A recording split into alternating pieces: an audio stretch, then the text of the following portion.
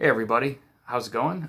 Today I have a novel review for you today. I have Off Season by Jack Ketchum, which came out, I believe, in 1981. Um, if you're new here, welcome to the channel. We normally talk about colognes and perfumes here, but I do different things. I've been trying to do some different things, show you what my hobbies are. If you're a returning person that's normally here, maybe you like this. One thing I will say before I get into this for those folks who are returning subscribers, I'm going to be talking about a very violent horror novel. So if that you're squeamish and you're not, you're a scaredy cat and all that kind of stuff, not that there's anything wrong with that, this is not going to be for you. This is a scary book. So with that out of the way, I wanted to actually talk about how I got into Jack Ketchum a little bit first. I'm going to try to keep this video succinct so you're not bored to tears, but I have to tell you, if you're new, I do kind of go on a long time. That's kind of my style. I just thought it would be apropos because this is the first novel of his that I have reviewed. So I used to read all the time. Obviously, I'm a big horror fan, so I love horror films and stories. And like most people, Stephen King is one of my favorite authors in that genre. I've probably read about almost close to 24 books of his. I really enjoyed him, and then for some reason I got out of reading. And recently, I really got back into it, like really reading a lot. I've been working on a novel for a long time, and I'm really like getting back into it. Hopefully I can finish it. But I'm really trying to read as much as I can, really get back into it, finish up my novel, and all that stuff. So I went on Reddit and I was seeing like who are some other authors other than Stephen King. Stephen King obviously has novels I haven't read, but I wanted to try to diversify a little bit. And a lot of people, I got some great suggestions, but I saw Jack Ketchum's name pop up a lot. And some people said, oh, this book is the most disturbing book I've ever read, and this is super, super gory. And I didn't know quite what I was looking for, if I wanted something really gory and fun or if I wanted something just really disturbing. But I saw his name pop up a lot. I heard he was a really good author, and he kind of was distinguished in a sense from others because he was a really, really good writer. So I went with it. I read a couple books. I'll review those books as well, but today we're talking about Off Season, and wow, what a fun book. Now, I will say I'm going to keep this spoiler free, I believe. Spoiler free, yeah. I don't want to ruin anything. I don't want to get too deep into it. I just want to give you a general sense of what I feel about the book. So this is a really fast read, and to give you a summarization, and it's not spoiling it because it's you read the back cover, like it's very clear. This is basically your standard story about a group of people that are held up in a house overnight, like a cabin in Maine, and there's a group of cannibals coming after them, and they have to try to survive the night, so to speak. That's basically the gist of the story. It's not a unique story. It's not very original. It's obviously been done before, but it's done very fucking well. That's why this is a good book. This is like almost the equivalent of the novel version of like a early 80s like B grade slasher film. Like, right? It really feels like that to me. It really feels like you're reading a movie, right? The thing that sets this book apart, though, is even though clearly it obviously was written during that time period, and it feels like that in every aspect of it, it's not like schlocky like some of those are. It's really well written. Jack Ketchum is really a really good author. I am very glad that I found this guy because I read a couple books of his since, and he can write. I'm hooked. Like, I'm going to read every book he's written. Unfortunately, he has passed away, but I'm going to read all of his books. And this book is gory as hell, and people were saying, oh, that's one of the goriest books I ever read. I gotta say, from my experience, I don't know if it's the goriest book ever written, but certainly the goriest I've ever read. This fool blows any of the graphic detail that Stephen King has put in his books. This fucking goes way further than that, and that's something that you're gonna find with Jack Ketchum, is that he goes further.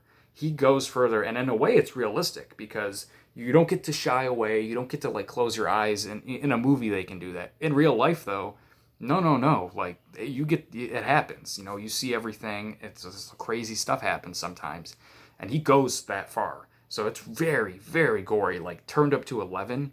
He describes it in great detail and very well, and he's one of those authors who can essentially put you in the feeling, which is something I've always liked about Stephen King. I always felt that he was very good at character development. He had very creative ideas, and he was excellent at putting you in there. Like, you felt like you were there.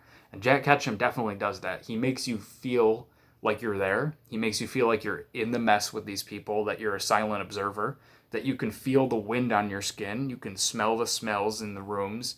Very good at that. those are my favorite authors, and he does this in spades. So you have a very fast-paced book. This book's about 300 pages. I read it in a day. You could probably read it in a day or two. And the thing that this book does is it's a slow burn book. So again, I don't want to spoil too much, but it does start slow. I will say that it does start slow. You're gonna kind of be like, when's the shit gonna hit the fan, so to speak, and then boom, it hits the fan, and he doesn't pump the brakes. He's like, you wanted this, then you get it. You're stuck with this, and this is what you're gonna get till the end of the book. I loved that. So very fast paced in that aspect. Very fast paced in general, even from the start of the book, where not much is going on. And that's the thing that is great about this versus like a slasher film, like I've said before, where it just has a longer running time. He's a very adept writer, and he's able to give character development and spread the plot out that you wouldn't get in a horror movie. So it feels like that, but it's much better than that. It's a lot better. You get to feel for the characters. You get more of a sense of what's going on, and you really feel like you're there. And at least I did. I really felt like I was watching this in the background, like with my hands up, like I don't know what to do. And that's one other thing I gotta say about him as an author. I've noticed is he's able to do that, descriptiveness, and he's able to give you the gore that you want. Be very descriptive about it, but at the same time, he can flip the switch and then go into this like beautiful, like almost like prose like sort of writing, which like almost reads like poetry in a ways where he would talk about like philosophical things or what the characters were thinking or their thought processes, or even just describe like looking up at the moon or something like that. And he writes it less frenetically, like he writes it less fast paced, and very like the gory stuff is written like descriptively but very matter of factly. Then he would go into this, like I said, like prose like stuff, and it was really great to read. Like it was like, whoa, this is like nearing poetry. And I've seen writers do both, and I've seen writers do both in a novel, but I don't think I've read a novel in recent memory that where an author can just flip and start speaking in that way so effortlessly that it's not like abrupt and weird. So that was one thing I had to say, was that he was really good at doing that shit. And so I think that's what sets him apart from other horror novelists I've read, where like this dude is a really good writer. Like I said, unfortunately he's dead, so he died in 2018, so we're not going to get any more books, but he's got a lot of books.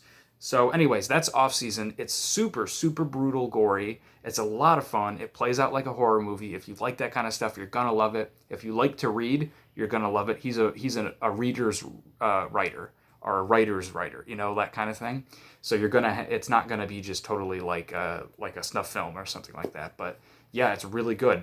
Very fast paced. You'll get it done easy, and then you go on to his next novel, hopefully, right? And there's 3 novels in the series. The next one I think is called Offspring or something, or The Woman. I'm not exactly sure. But there's 3 novels in this series that's called the Dead River series, because that's the town that the novel takes place in. I know I haven't really described the plot or anything like that, or named any of the characters. I kind of intentionally didn't want to do that, because I just want you to go into this book blind if you're here. And if you've read the book, you'll know what I'm talking about and how I feel about the author. So for you folks that normally watch my channel, sorry that this is a different topic, but this is what I wanted to do, and I'm going to be doing this more. Obviously still be talking about my colognes and stuff. For you new people, I hope you watched it. I'm sorry that this goes on a long time and I talk and talk, but that's how I do it here. I don't edit. It's no bullshit. It's just me talking to you. So anyways, everybody, I hope you're well. I hope you're smelling great if you wear cologne. I hope you're reading great if you read books. I hope you're watching great if you watch movies. Peace out. Have a great day. Yeah, goodbye.